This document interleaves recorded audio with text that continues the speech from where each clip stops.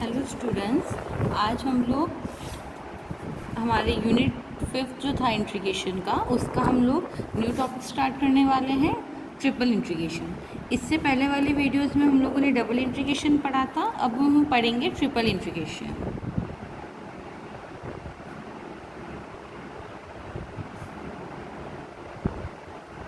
जैसे हमने double integration किया था 2 डायमेंशन के लिए, यानी एक्स वाई एक्सिस को हमने बेस लेकर किया था। ट्रिपल इंटीग्रेशन में हमारा क्या हो जाएगा, तीनों एक्सिस वर्क करेंगे, यानी x y and z 3 coordinates में वर्क करेगा हमारा ट्रिपल इंटीग्रेशन। क्लियर है? इसको रिप्रेजेंट करने का तरीका हमारा होता है, ये 3 इंटीग्रेशन साइन लगेंगे। ऑब्वियसली बात है, ये वॉल्यूम इंटीग्रल होगा क्योंकि 3 एक्सिस इसमें वर्क कर रहे हैं। तो देखो, इसको हम कैसे रिप्रेजेंट करते हैं, volume integral function of x y z d x d y d v, sorry d x d y d z, या फिर डी वी लिखो तो डी वी का मतलब इक्वल टू हमारा हो जाएगा d x d y and d z. ये हमारा वॉल्यूम इंटीग्रल है। क्लियर है यहाँ तक? अब इसके अंदर हम सबसे पहले पढ़ेंगे अबाउट डिरिचलेट इंटीग्रल। ये है हमारा डिरिचलेट इंटीग्रल, इसको हिंदी में भी यही कहेंगे।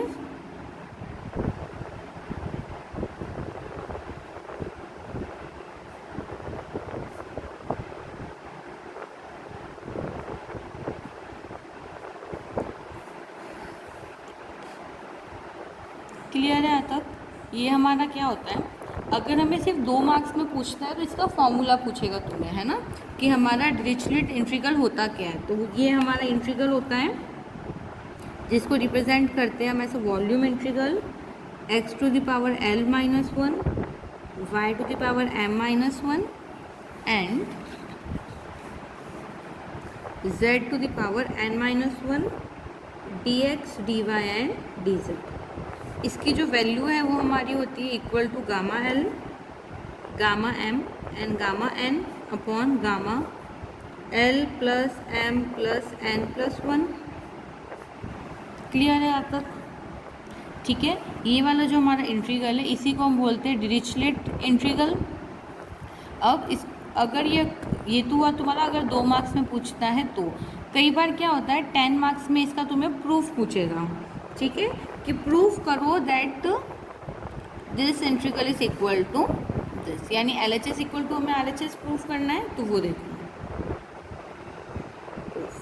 सबसे पहले इसको मैंने आई इंटीग्रल मान लिया, तो ये मेरा हो जाएगा I equal to triple integration x to the power l minus 1, y to the power m minus 1 and z to the power n minus 1 d x d y d z. अच्छा, अब देखो इसमें हमें कंडीशन और given होती है that, इधर लिख रही हूँ condition, x is greater than equal to 0, y is greater than equal to 0, z is also greater than equal to 0 and x plus y plus z is greater than equal to, sorry less than equal to 1। ये हमारी इसकी condition होती है, ठीक है। तो देखो, सबसे पहले हमें कंडीशन गिवन है that x plus y plus z equal to 1। इसी से हम लिमिट निकाल लेंगे। तो सबसे पहले हम निकालेंगे लिमिट ऑफ z। तो देखो z इक्वल टू 0 हमें गिवन है, ठीक है, तो हमारी लिमिट हो जाएगी z इक्वल टू 0। तो इस वाले फॉर्मूले से हम क्या कर सकते हैं, z की वैल्यू निकाल सकते हैं। तो ये हो जाएगा 1 minus x minus y, sorry formula नहीं, ये गिवन इक्वेशन है ना हमारी। तो ये हो जाएगा z equal to 0 to 1 minus x minus y. ये तो हमारी z की लिमिट आ गई। अब देखो, फिर हम निकालेंगे लिमिट ऑफ y।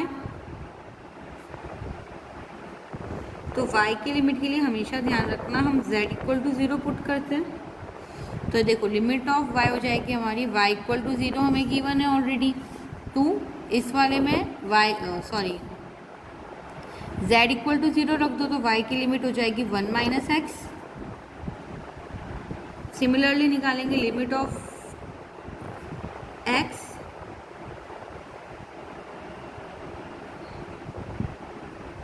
तो देखो x की लिमिट हो जाएगी 0 टू 1। क्लियर है, हमने एक्स वाई जेड तीनों की ही लिमिट निकालनी है। अब हम क्या करेंगे, इस लिमिट को इस इंटीग्रल में पुट करेंगे। तो ये देखो, ये मेरा हो जाएगा आई इक्वल टू एक्स की लिमिट 0 से 1, वाई की लिमिट है मेरी 0 से 1 माइनस एक्स, और जेड की लिमिट हो जाएगी 0 से 1 minus x minus y. Integral हमें ऑलरेडी पता है, l x to the power l minus one, y to the power m minus one, and z to the power n minus one, d x d y and d z. अब हम सबसे पहले z के respect में इसको integrate करते हैं, जैसे हमने डबल इंटीग्रेशन में किया था ना, पहले y वाला इंटीग्रेट करते थे, फिर उसका जो आंसर आता था उसको हम लोग x के रेस्पेक्ट में इंटीग्रेट करते थे। इसमें भी वही करेंगे, पहले z वाला इंटीग्रेट करेंगे, then y and then x। तो देखो, इंटीग्रेट करने पर ये मेरा हो जाएगा 0 to 1, ये 0 से 1 माइनस एक्स। अच्छा, ये तो दोनों टर्म कांस्टेंट होके बाहर आ जाएंगे, तो ये हो जाएगा x to the power l minus one, y to the power m minus one, और ये मेरे पास बचेगा 0 से 1 minus x minus y, z to the power n minus one and d z d x d. इसका integration कर लो, तो ये मेरा हो जाएगा 0 से 1, 0 से 1 minus x, x to the power l minus one, y to the power m minus one, और z to the power n minus one का इंटीग्रेशन मेरा क्या हो जाएगा, ये हो जाएगा z to the power n upon n, 0 and 1 minus x minus y d x d y. अच्छा, इसमें से 1 अपॉन एन बाहर निकाल सकते हो, तो ये हो जाएगा 1 अपॉन एन इंटीग्रेशन 0 से 1, 0 से 1 minus x, x to the power l minus one, y to the power m minus one, और ये मेरा हो जाएगा 1 minus x minus y to the power n. Lower limit रखूँगी तो ये पूरा टर्म मेरा 0 हो जाएगा। क्लियर है, ये हो गया डी एक्स डी वाई। अब हम y के रेस्पेक्ट में इंटीग्रेट करेंगे, z वाला तो हमारा इंटीग्रेशन हो गया, ये होगा 0 से 1, x to the power l minus one, ये आ गया 0 से 1, y to the power m minus one, 1 minus x minus y to the power n, d y and d x. Clear है यहाँ तक? सबसे पहले मैंने क्या किया, z के रेस्पेक्ट में इसको इंटीग्रेट किया, फिर upper limit minus lower limit लगाई, ठीक है। फिर अब मैं इसको y के रेस्पेक्ट में इंटीग्रेट करूँगी, ये y वाला ब्रैकेट बना लिया हमने। अब देखो, ये डायरेक्ट इंटीग्रेट तो होगा नहीं, तो हमने क्या माना, that let y equal to 1 minus x t, ठीक है। हमने माना that y equal to 1 minus x t, then d y equal to 1 minus x d t, ठीक है। और जो y की लिमिट है वो 0 to 1 माइनस एक्स से चेंज हो जाएगी 0 to 1। क्लियर है यहाँ तक? ये मैंने सब्स्टिट्यूट कर दिया।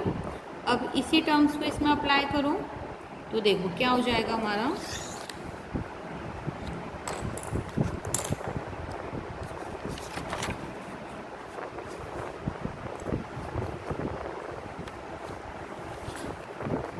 ये हो जाएगा i equal to 1 by n part तो था ही हमारा, ये x to the power l minus one. देखो लिमिट चेंज हो गई 0 से 1, जहाँ जहाँ पे y था वहाँ पे क्या आ जाएगा, 1 माइनस एक्स,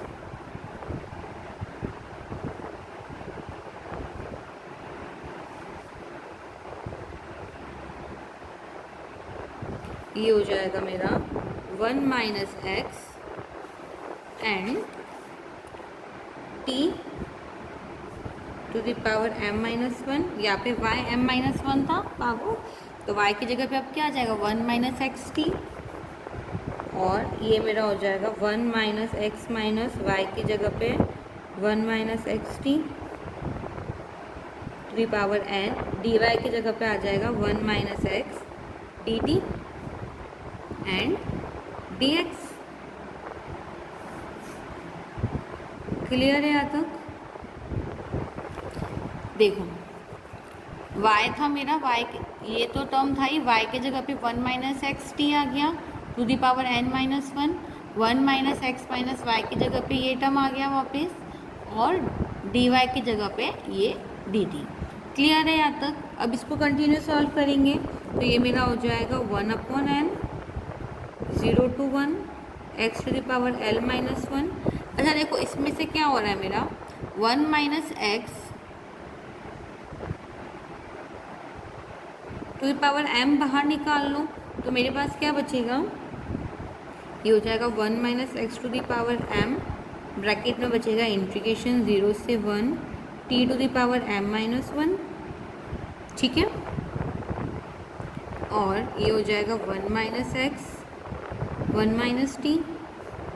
ये देखो ये हमारा क्या हो जाएगा, फैक्टराइजेशन का फॉर्म बन गया to the power n, and ये देखो ये 1 minus x to the power m minus one था, यानी 1 minus x to the power m upon 1 minus x भी इसको लिख सकती थी मैं। तो 1 minus x to the power m तो मैंने कॉमन ले लिया, तो मेरे पास क्या बचेगा, 1 अपॉन में 1 माइनस एक्स बचेगा, वो क्या हो जाएगा, इस वाले टर्म से कैंसिल आउट हो जाएगा, तो मेरे पास सिर्फ क्या बचेगा, dt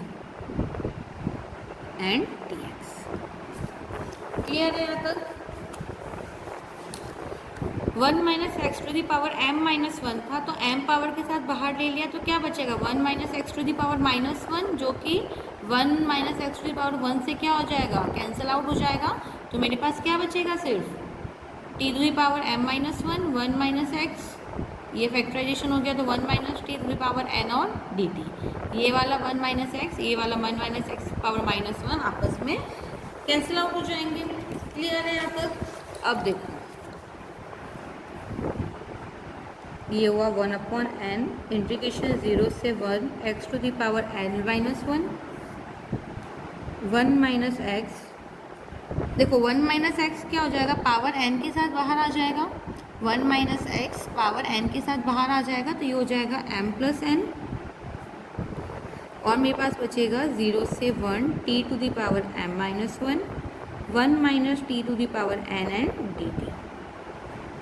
क्लियर है यहाँ तक? अब हमने देखो बीटा एम एन फंक्शन पढ़ रखा है,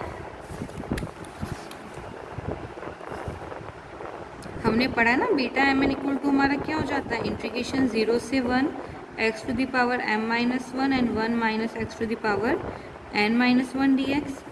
इसी से अगर हम कंपेयर करें तो देखो ये क्या हो जाएगा, beta m n plus one,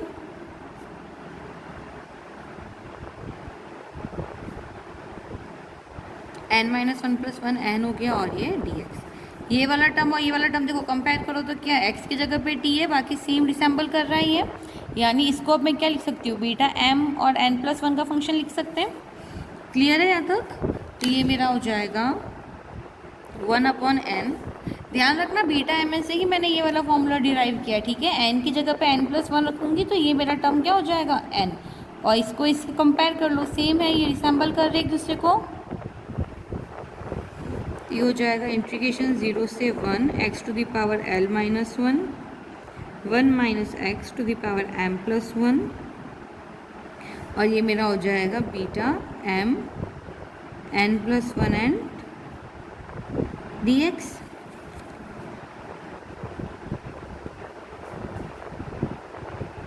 beta m n plus one बाहर निकाल लो, ठीक है, तो मेरे पास क्या बचेगा, सिर्फ इंटीग्रेशन में 0 टू लिमिट 0 से 1 x to the power l minus one, 1 minus x to the power m plus one and dx। Clear है यहाँ तक? अब ये वाला इंटीग्रेशन हम कर सकते हैं, देखो हमने बीटा एम एन का फॉर्मूला एक और पढ़ रखा है, सीधा इसमें बीटा एम एन वाले फॉर्मूला लगा रही हूँ ना, बीटा फंक्शन वाले, तो हमने फॉर्मूला क्या पढ़ रखा था, that beta m n equal to integration 0 से 1 x to the power m minus one, 1 minus x to the power n minus one d x.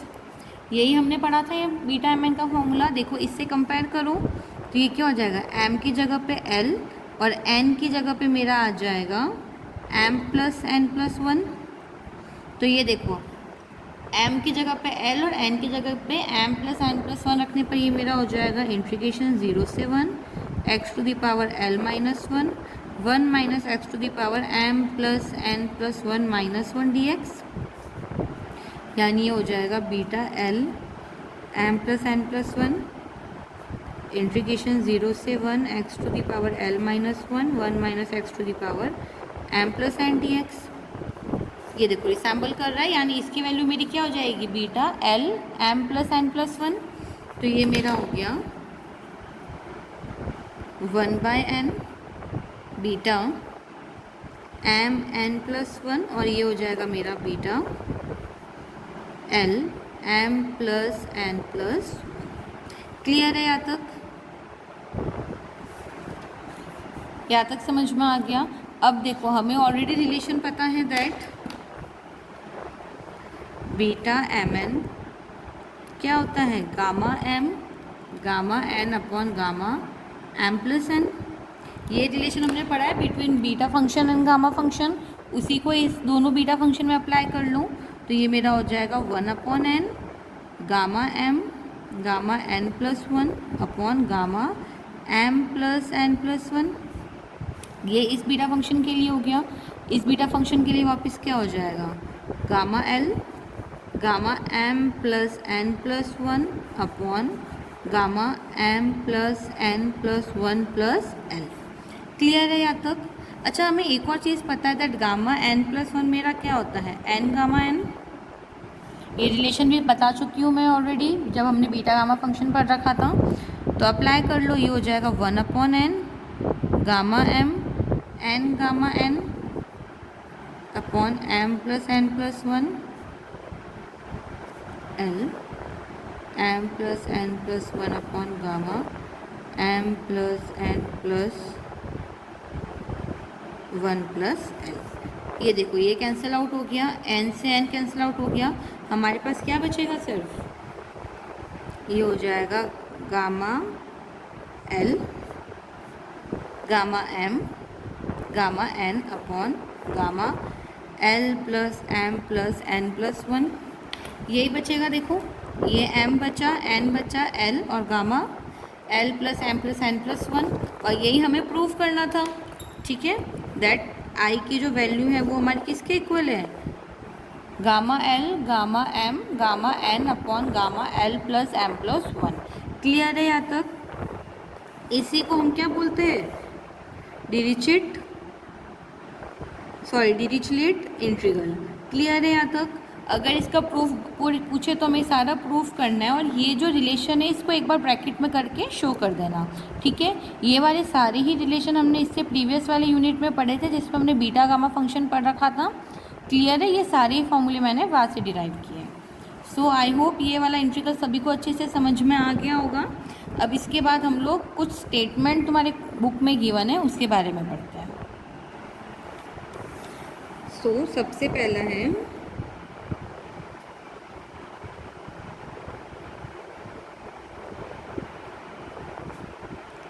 लीवैली extension of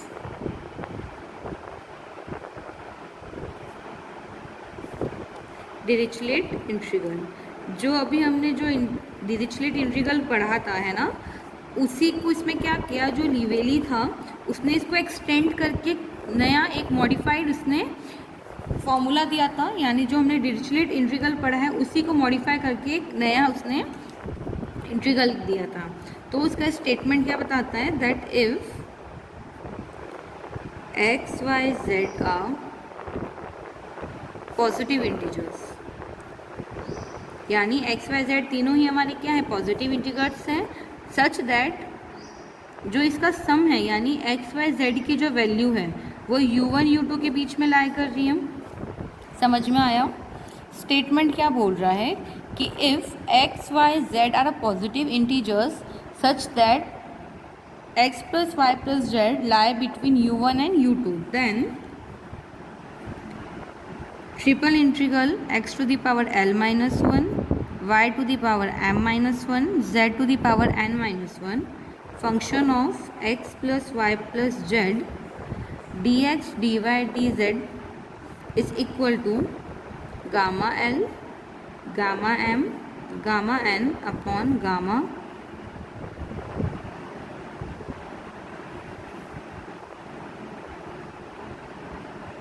sorry ये 1 है ना, इसको करेक्ट कर लेना। 1 plus m plus n integration u1 से u2 u to the power l plus m plus n minus 1 f of u d l। Clear है यहाँ तक? ये हमारा होता है Liouville's extension of Dirichlet integral. ये जनरली तुम्हें सिर्फ 2 मार्क्स में इसका फॉर्मूला पूछेगा, इसका प्रूफ तुम्हारे कोर्स में नहीं है। पूछेगा तो सिर्फ 2 मार्क्स में फॉर्मूला पूछ लेगा, तो ये हमें फॉर्मूला लिखना है। क्लियर है यहाँ तक? फिर आता है हमारा डिरिचलेट जनरल थ्योरम।